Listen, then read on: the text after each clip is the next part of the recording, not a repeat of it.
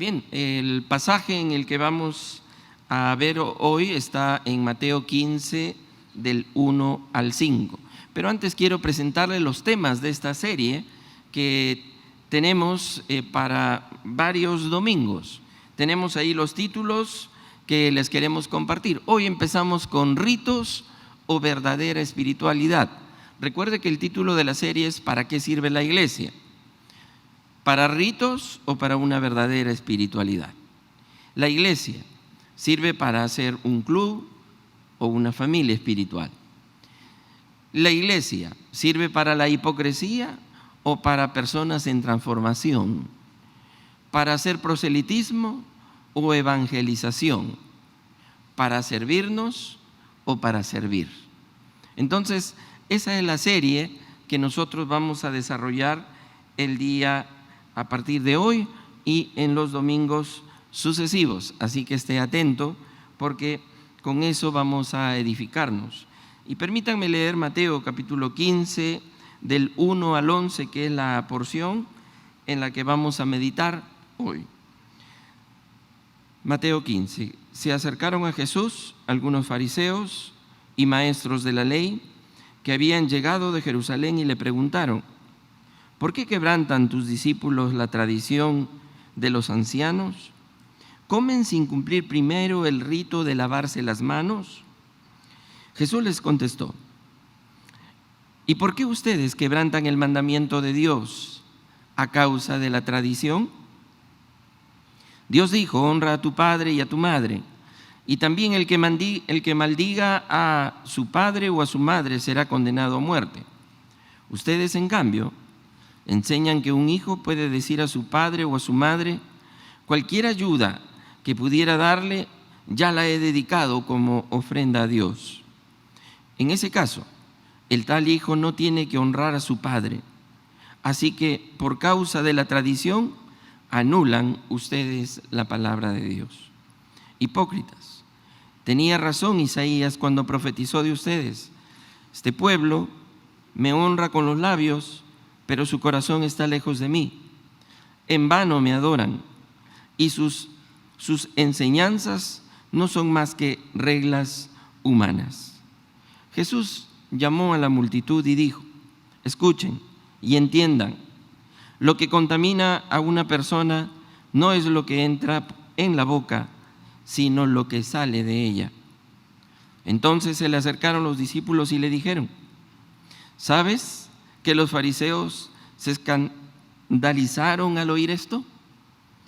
Muy bien, partamos de la pregunta que es motivo de la serie. ¿La iglesia sirve hoy para algo? ¿Sirve para algo? ¿Aún sirve?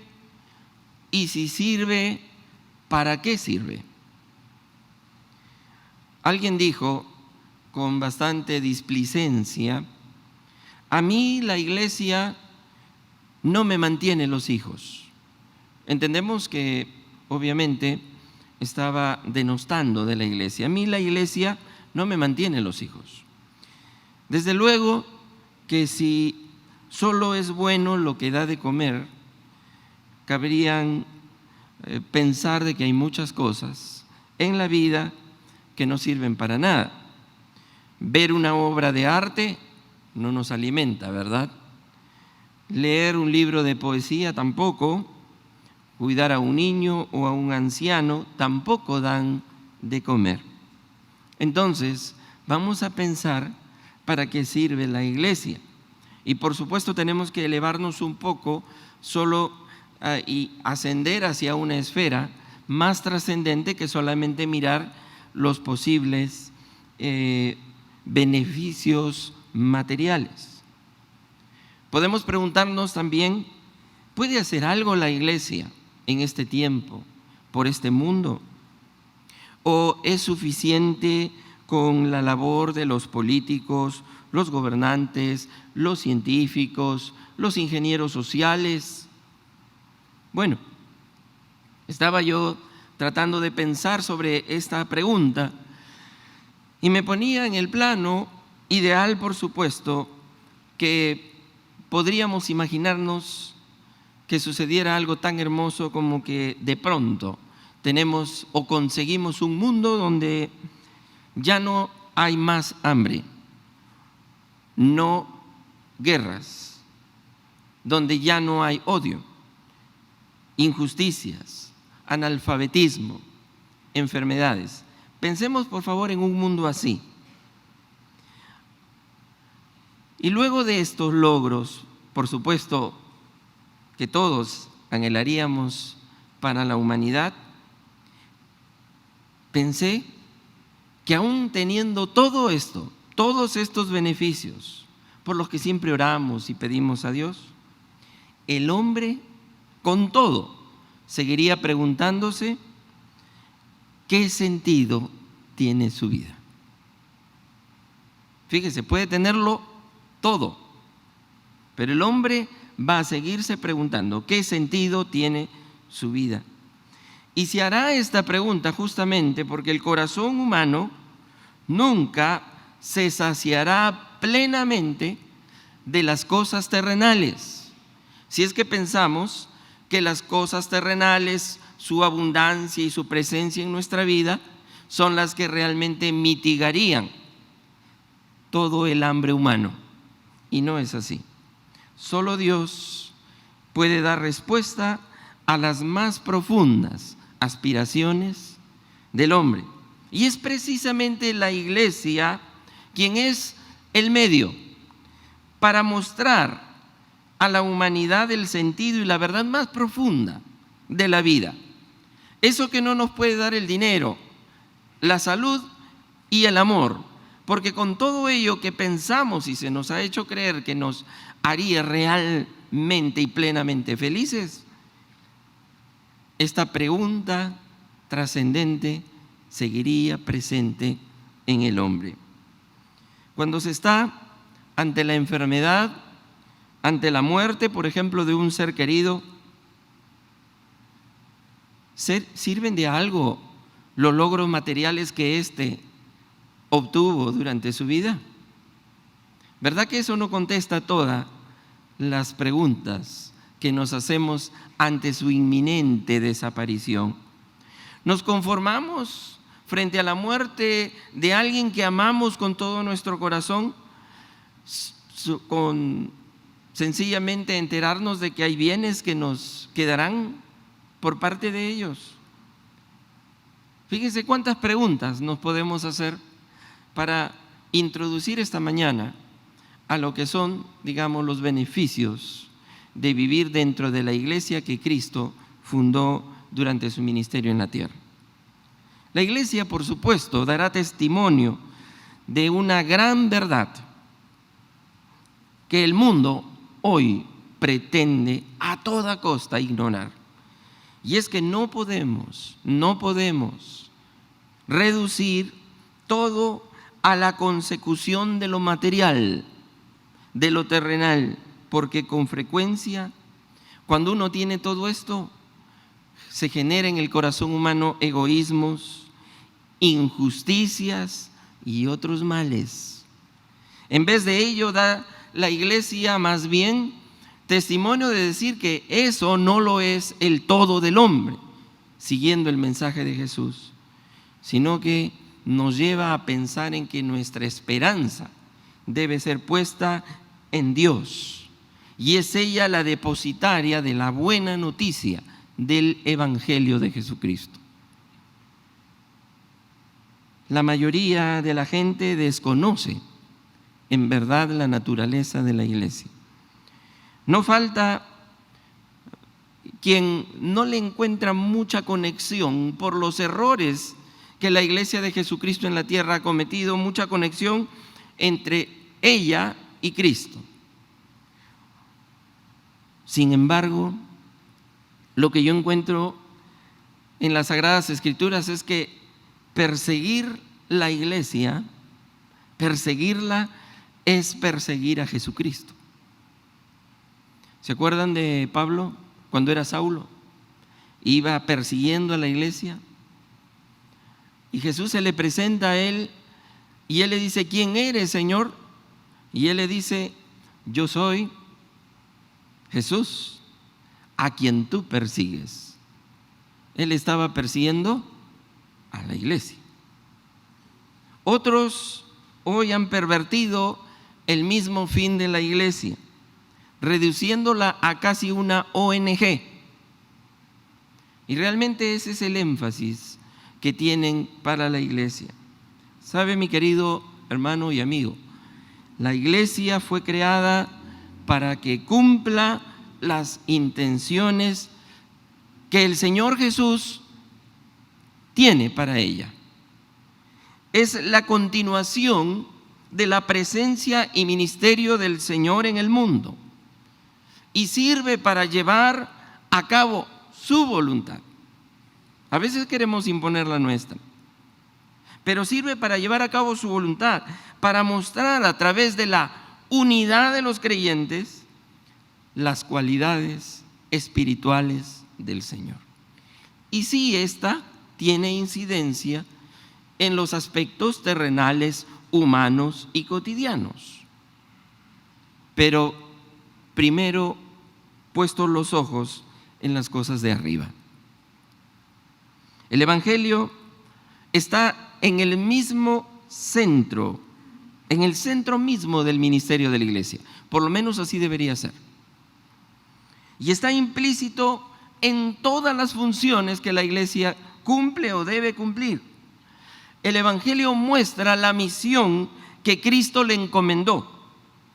Entonces, cuando algunos pastores religiosos, algunas iglesias por allí, nos damos cuenta que modifican el Evangelio, lo torsionan y lo empiezan a hacer a su propia manera, entonces la iglesia pierde su equilibrio.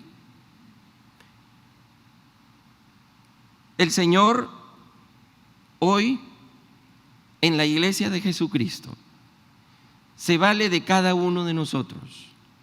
Se vale, es decir, de cada fragilidad humana aquí representada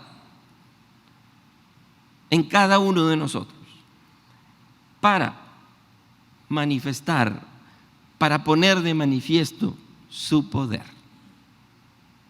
Fíjese, la iglesia de Jesucristo es para manifestación del poder de Dios. Y la manifestación del poder de Dios no se puede dar si es que los poderosos somos nosotros.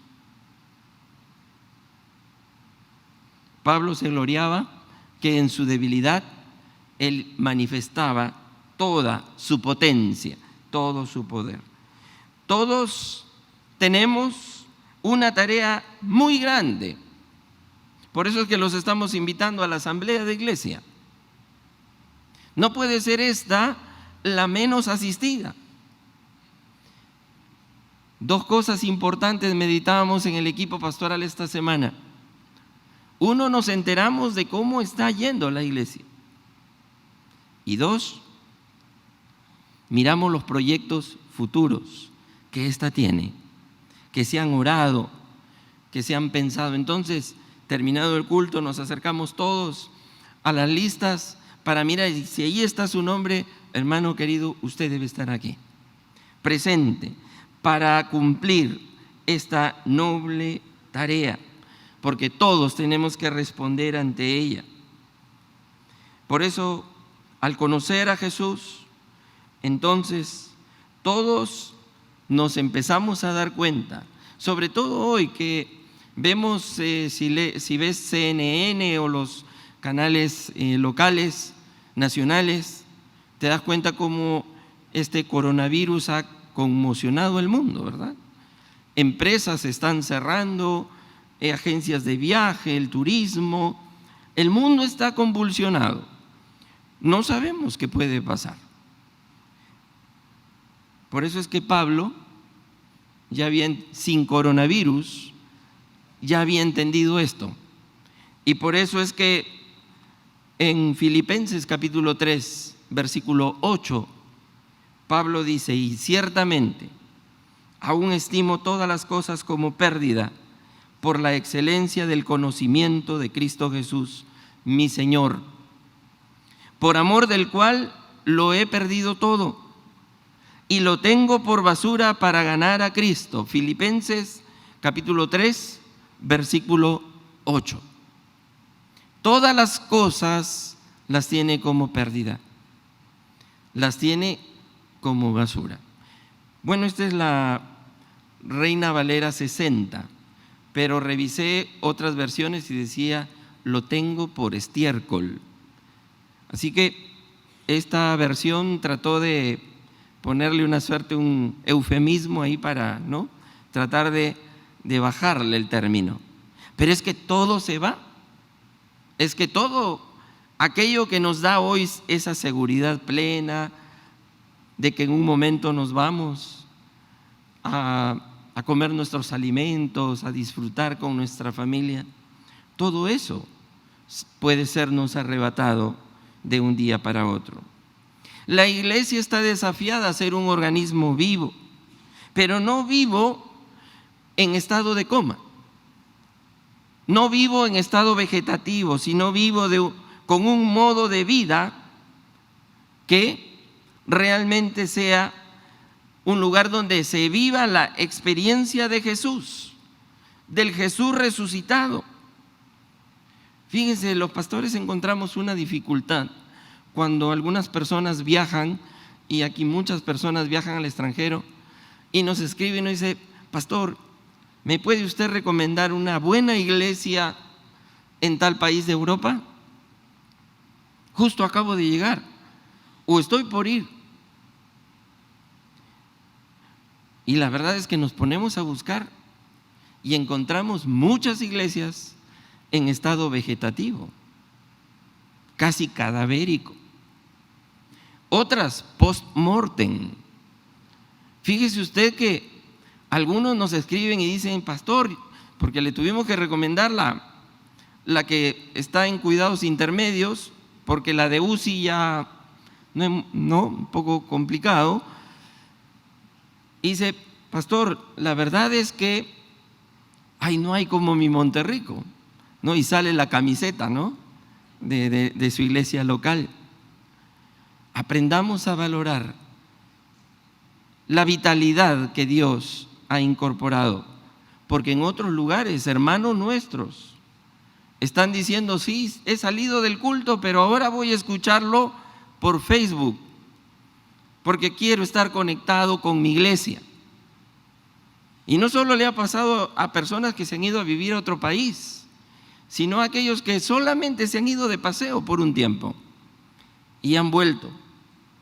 Y quieren la vida, porque la iglesia no es el templo, sino la gente que Dios ha redimido. Toda esta fragilidad humana, imperfecta, con arrugas y cosas semejantes a estas, como dice el apóstol Pablo, pero que Cristo ha lavado con su sangre preciosa. Vamos entendiendo para qué sirve la iglesia. Hechos capítulo 2, 47 nos habla de una iglesia vital, y el Señor añadía cada día a la iglesia los que habían de ser salvos. Fíjese. Entonces, esta iglesia no es mi obra, pero no es nuestra obra, pero nosotros somos sus constructores. No es nuestro reino, pero le pertenecemos. No es nuestra comunidad, pero en ella nos congregamos y es nuestra familia de familias. ¿Qué funciones cumple esta iglesia? Y aquí voy a ir rápidamente porque a lo largo de toda la serie se van a ir tocando algunos de estos aspectos. Funciones de la iglesia: proclamar la salvación en primer lugar. En segundo lugar, porque Hechos 1:8 dice, cuando venga el Espíritu sobre ustedes recibirán poder y me seréis testigos, tanto en Jerusalén, en Guacho, Judea, Samaria y hasta lo último de la tierra. Washington me está diciendo, me está corrigiendo acá. Además, educar la fe. ¿Está contenta, Carito? Educar la fe, edificarnos a fin de capacitar, dice Efesios, al pueblo de Dios para la obra del servicio, para edificar el cuerpo de Cristo. También para adorar. ¿Se acuerdan que dijimos que había que entrar la semana pasada por esa puerta con acciones de gracias? Ya con algo, con un no solamente esperar salir con un post para adorar a Dios, pero también para servir. Solo por ponerlo así rápidamente, servir a todos, porque el Hijo del Hombre no vino para ser servido, sino para servir y para dar su vida en rescate por muchos. Marcos 10:45. Y si un hermano o una hermana están desnudos y también tienen necesidad del mantenimiento de cada día, y alguno de vosotros le dice: id en paz, calentaos, saciaos, pero no les dais las cosas que son necesarias para el cuerpo, ¿de qué aprovecha? Así también la fe, si no tiene obras, es muerta en sí misma. Rápidamente y a grandes rasgos, las funciones de la iglesia las estamos cumpliendo. Todos estamos llamados a cumplir todas estas funciones. Sin embargo, déjenme decirles que puede haber, a pesar de este conocimiento, una visión inadecuada de nuestra vida como Iglesia de Cristo. Hoy permítanme focalizar en el aspecto de los rituales, de lo que hacemos siempre. Por ejemplo, hoy hemos celebrado la Santa Cena. Y así como eso tenemos muchas cosas a los que estamos habituados a venir, celebrar, realizar, participar. Y encuentro que en el pasaje que leímos, Mateo capítulo 15, versículos 7 al 9, Jesús es bastante áspero con los fariseos y escribas y les dice: hipócritas, bien profetizó de vosotros Isaías cuando dijo: este pueblo de labios me honra, mas su corazón está lejos de mí. Por eso es que la primera pregunta que nos hacemos esta mañana es: ¿ritos que cumplir o verdadera espiritualidad? El equívoco que confunde ritos y espiritualidad con verdadera espiritualidad, entonces nos puede llevar a hacernos esta pregunta.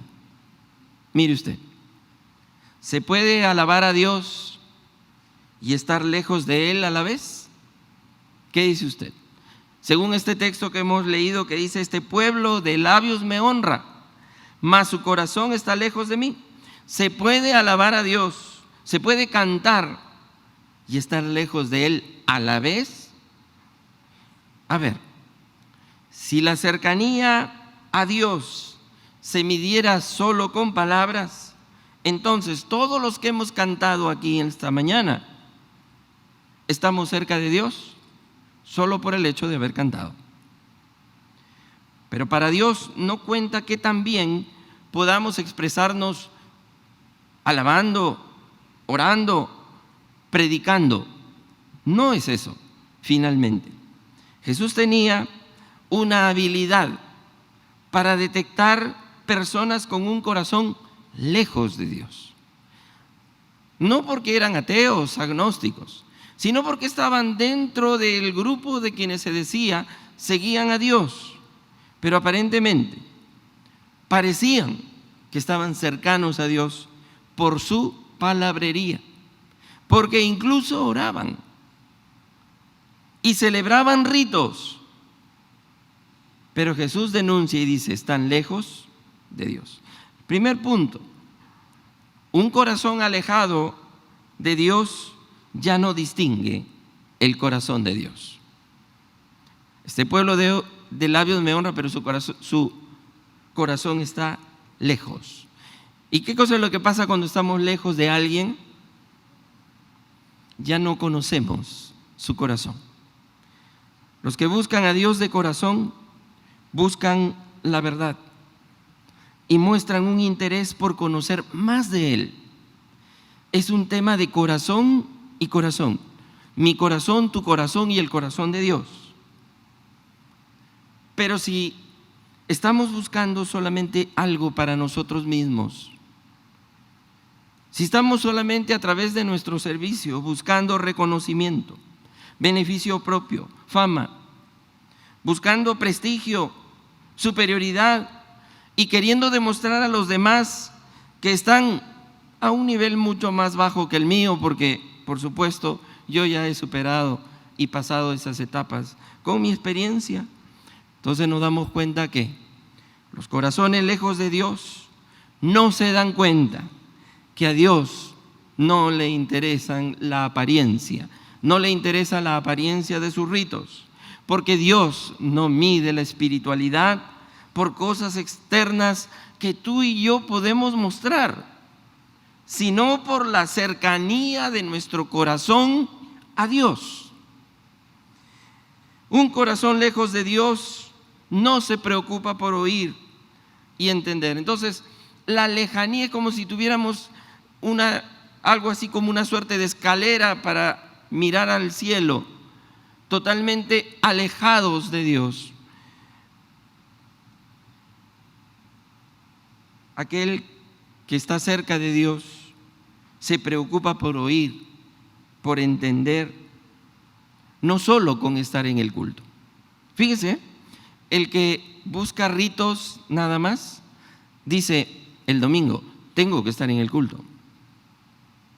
Pero el que busca una verdadera espiritualidad, dice, quiero oír, quiero entender, quiero conocer el corazón de mi Dios, porque estoy enamorado de Él. Más bien se apresurará de pronto para dar razones y demostrar que está en lo correcto, que ya conoce esto cómo es y cómo funciona. Pero Jesús les hizo un llamado a la multitud y les dijo, oíd y entended. En ese pasaje que hemos leído, Mateo 15, 10 al 11, y llamando así a la multitud y les dijo, oíd y entended. Hay que oír el corazón de Dios. Hay que acercarnos a Él. No acercarnos al rito por el rito mismo. ¿Cuándo toca Santa Cena? Tengo que ir. ¿Cuándo han programado tal actividad? Tengo que participar. En segundo lugar, un corazón alejado de Dios produce crítica. Dice Mateo 15, que lo hemos leído, entonces se acercaron a Jesús ciertos escribas y fariseos de Jerusalén diciendo, ¿por qué tus discípulos quebrantan la tradición de los ancianos? Porque no se lavan las manos cuando comen el pan. Estos hombres religiosos estaban preocupados, y eso no quiere decir de que Jesús y sus discípulos no querían lavarse las manos, o la verdad no contemplaban las reglas de higiene. Pero es que no se trata de eso esencialmente. Cuando era pequeño, aún más, mi madre, me acuerdo que me decía, cada vez que yo cometía alguna en la mesa o todavía niño, me decía, Carreño, porque ¿se acuerdan? Había un libro, decía, yo ya sabía la clave, Carreño, ¿no?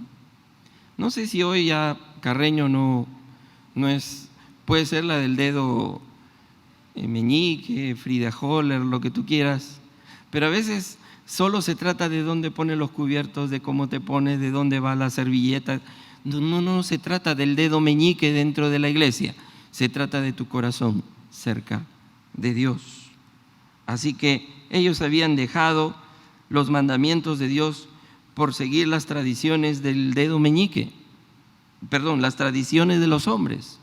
Entonces, obviamente si criticamos, van a ser criticados por Dios, porque las tradiciones y ritos externos, sin quitar la importancia que tienen, no tendrán todo su fruto en nosotros si no logramos cambiar nuestro corazón, y nuestro corazón va a cambiar en la medida en que se acerque al corazón de Dios. En tercer lugar, un corazón alejado de Dios se distancia de su gracia. Fíjense, no solamente se vuelve a la crítica, no solamente ya no conoce, no reconoce el corazón de Dios, sino que se aleja, se distancia de su gracia. Y yo voy a usar una ilustración aquí. Debe haber usted leído o en todo caso visto la película de la novela de Robert Louis Stevenson, quien escribió el libro titulado El extraño caso del Dr. Jekyll y el señor Hyde y Mr. Hyde. El Dr. Jekyll, no sé cuántos vieron por lo menos la película, cree que su naturaleza mala le está impidiendo que aflore a la superficie lo que de bueno hay en él. La solución es preparar una poción, y él se dedica a eso, una poción que separe esas dos naturalezas de él, la mala de la buena. La esperanza es que su yo bueno, que será patente durante todo el día, esté libre de la influencia de la otra naturaleza, la mala, y pueda por lo tanto llevar a cabo todo lo que de bueno se proponga hacer. Y una noche toma la poción y aflora la parte mala. Lo primero que constata el doctor Jekyll es que esa naturaleza mala era mucho peor y depravada de lo que él creía. Lo que Stevenson en su novela nos está queriendo decir es que incluso las personas más íntegras, más bellas que vemos, ocultan al interior lo que en verdad anidan dentro. Algunas circunstancias en nuestra vida tienen el efecto de esta poción. Hemos visto la película, ¿verdad?, donde toma la poción y sale, se convierte en otra cosa. Eso es el equivalente en Lima. Nuestra poción es, por ejemplo, yo voy manejando y alguien pasa, ¿no?, y me cierra. Y yo estoy, obviamente, está manejando el pastor Jekyll. Pero ¿qué sucede en ese momento? Y me convierto en el pastor Hyde. Y lo empiezo a perseguir. No, a ver, para si se asusta o hace algo. ¿Eso pasa? No pasa, ¿verdad? Solo me ha pasado a mí alguna vez. Entonces, obviamente es para orar por él, darle una bendición, pero el hombre no se deja alcanzar y no se le puede alcanzar nunca. Y ahí va el pastor Hyde.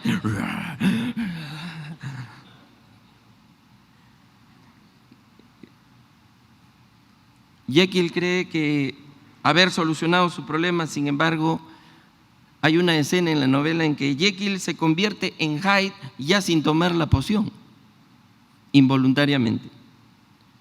Es incapaz de controlar la voluntad de su transformación. Ya no necesitas al boom, sino a veces tu mismo corazón aflora tu Hyde. Supongo que hay una asociación entre Hyde de oculto en el inglés, y él ya no puede controlar esto. Entonces se transforma, y justamente por eso Jekyll tiene que matarse, tiene que suicidarse. ¿Y cómo es que Jekyll se convierte en Hyde sin tomar la poción? Que era lo que más me interesaba a mí. Estaba leyendo que Jekyll trata desesperadamente de cubrir sus faltas con un cúmulo de increíbles obras buenas. Pero esos esfuerzos suyos no hacen mella, porque cuando de día es el doctor Jekyll y hace obras buenas, esas obras buenas alimentan su orgullo y su superioridad. Entonces no lo quitan, sino lo acrecientan, lo incitan. Y cuando sin previo aviso Jekyll se convierte en Hyde, entonces, no a pesar de sus buenas cualidades, sino justamente por sus buenas cualidades. Ese es el problema. de ritos o espiritualidad. Es que justamente, fíjate lo que voy a decir, que va a sonar paradójico y contradictorio. El enemigo va a usar nuestras buenas costumbres del dedo meñique espiritual para esas mismas costumbres nos llenen de orgullo y nos hagan sentir superiores que otro. Como se trata de mi esfuerzo, lo que yo estoy haciendo y lo que viene a continuación es entonces compararme con los demás. El rito o la religión opera bajo el principio: obedezco, luego soy aceptado por Dios. El Evangelio nos dice otra cosa: Dios me acepta por lo que Cristo hizo, por eso ahora yo le obedezco. Es otra cosa totalmente distinta. Por eso en el ámbito del rito y de las cosas que tú crees cumplir, dices: pastor, yo diezmo, pastor, yo sirvo, pastor, yo voy, pastor, yo estoy puntual y hago y esto y lo demás. Y perfecto, qué bueno, queremos tener más hermanos así. Pero en el ámbito del rito y de lo religioso nada más, nos esforzamos por obedecer por temor. Se vive bajo el temor de que si no obedecemos normas y practicamos ciertos ritos, entonces vamos a perder la bendición de Dios. Entonces nos volvemos en una especie de contribuyentes que pagamos nuestros impuestos a Dios y por tanto, mire lo que viene a continuación. Entonces empezamos a exigir ciertos derechos. ¿Me entiende, verdad? En cuarto lugar y último lugar, un corazón alejado de Dios guía su vida desde su autonomía. Entonces no solamente está alejado su corazón de Dios y ya no lo percibe, no solamente su corazón produce crítica y por último se distancia de la gracia, sino que empieza a adquirir visos de autonomía. Los seres humanos no estamos, créanme, en el control absoluto de nuestras vidas. Creemos que es así. Aunque nos guste creer que es así, sin embargo, todos en particular vivimos para algo en particular. ¿Piense usted en qué? Y ese particular acabará a veces convirtiéndose en nuestro Señor y el Señor de nuestros actos. Y puede ser una cosa buena. Si no es Dios, ese algo acabará convirtiéndose en una fuerza opresora. La gracia, en verdad la gracia de Dios, es una amenaza a la ilusión que tenemos tú y yo de que somos absoluta y totalmente libres y gozamos de autonomía y que podemos vivir nuestra vida a nuestro antojo y no dejar que la vida nos viva. Nuestra sociedad se asume una sociedad adulta, capaz de caminar ya sin tutelas de ningún tipo. No es que haya desaparecido la religión o la espiritualidad del mundo, no. Ni siquiera los que vaticinaron que eso parecería, que sucedería. Pero hoy cada quien es libre de relacionarse con la divinidad del modo que mejor le convenga y le satisfaga. Entonces cada uno, en la sociedad, cada uno arma su combo de cómo adora a Dios. Y para eso confía en sus ritos. Nadie ha expresado de forma más vívida y real que, ya que hemos visto una novela, la de Stevenson, del Dr. Jekyll y Mr. Hyde, permítanme terminar con una más. La novela de Víctor Hugo. No es Víctor Hugo Torres, por favor, si está por aquí. Su obra Los Miserables, ¿verdad? Un clásico de este francés.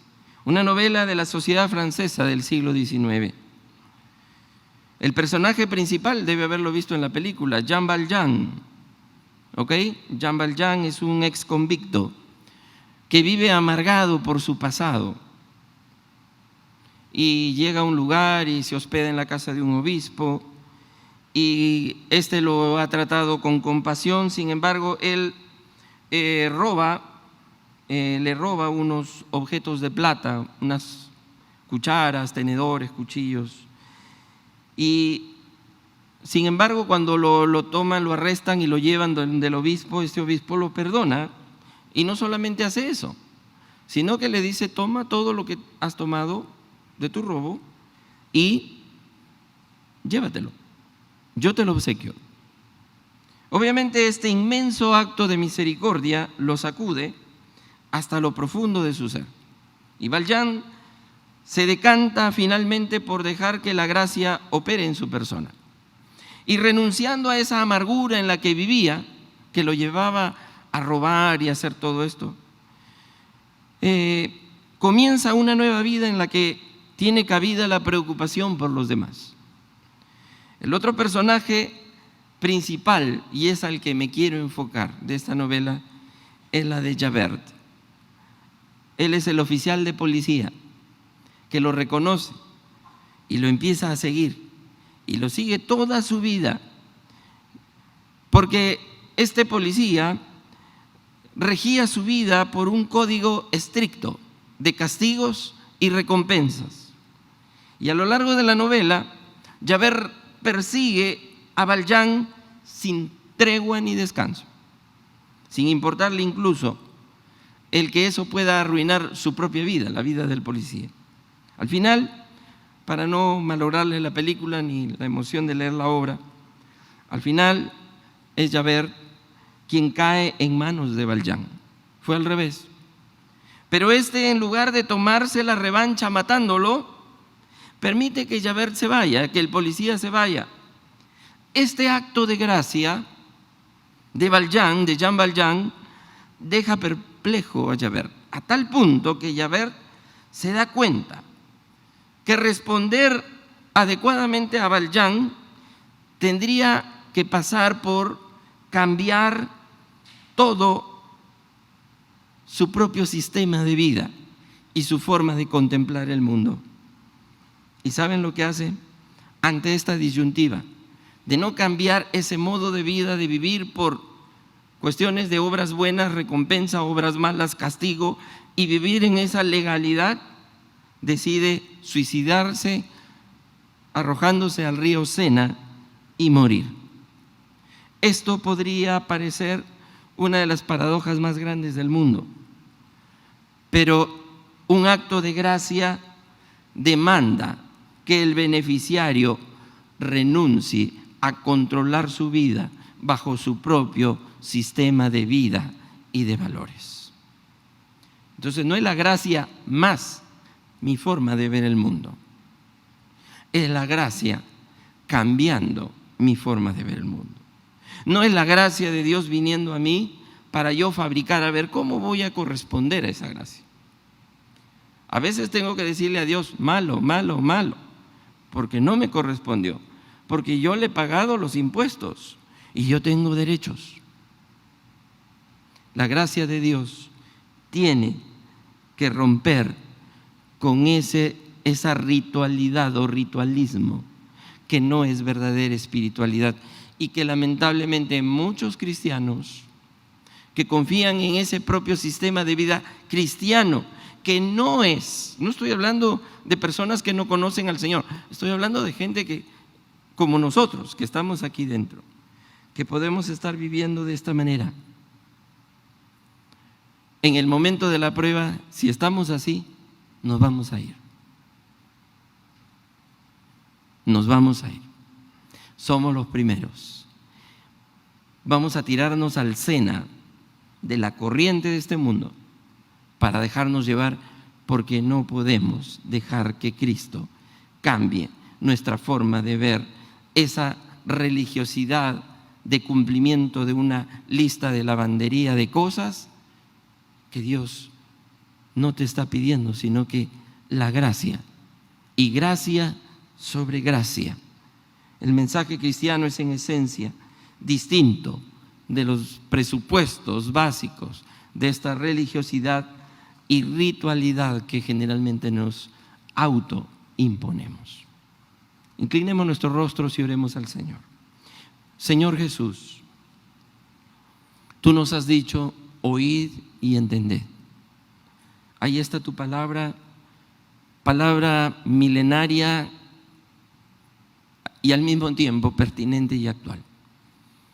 Te pedimos, Señor, que no invalidemos por nuestras tradiciones evangélicas el mandamiento de Dios. Acerca nuestro corazón a ti, que esa distancia se acorte y se elimine y vivamos a tu lado, como el apóstol Juan sobre tu pecho, acercarnos para escuchar los pálpitos de tu corazón y que estos, Señor, nos den el derrotero de vida, el sentido de la vida. Que aunque todo lo que tenemos, los títulos, la salud, las fuerzas, las energías, las habilidades, la economía, aun cuando todo eso se perdiera, estemos cerca de tu corazón. Que así sea, Señor. Te lo rogamos en el nombre de Jesús. Amén. Dios le bendiga.